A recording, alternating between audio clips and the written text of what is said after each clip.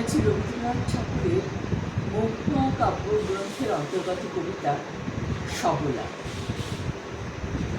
নারীকে আপন ভাগ্য জয় করিবার কেন নাহি দিবে অধিকার হে বিধাতা?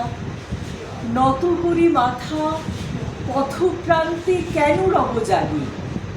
ক্লান্ত ধৈর্য প্রত্যাশার পূরণের লাগি দৈবা কতদিনে?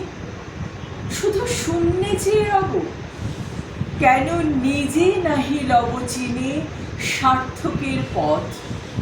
কেননা ছুটাবো তেজে সন্ধানের রথ, দুর্ধর্ষ অশ্বের বাঁধে দৃঢ় বল্গা পাশে?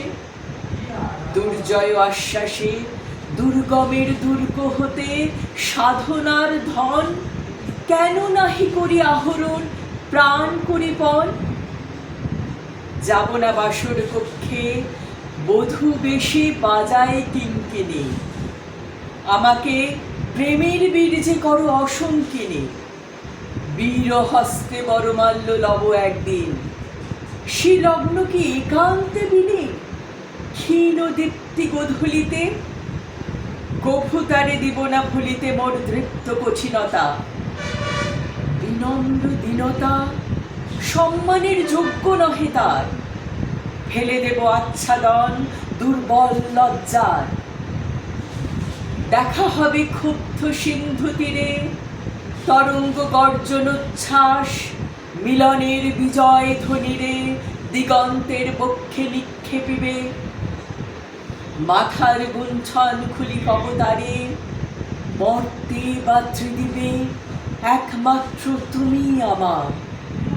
সমুদ্র পাখির পক্ষে সেই ক্ষণে উঠিবে হুঙ্কার, পশ্চিম পবন হানি সপ্তর্ষি আলোকে যবে যাবে তারা পন্থা অনুমানে।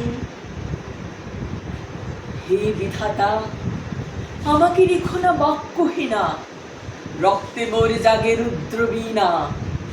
উত্তরিয়া জীবনের সর্বোন্নত মুহূর্তের পরে জীবনের সর্বোত্তম বাণী যেন ছড়ে কণ্ঠ হতে নির্বারিত স্রোতে। যাহা মোর অনির্বচনীয় তারই যেন চিত্ত মাঝে পায় মোর প্রিয়।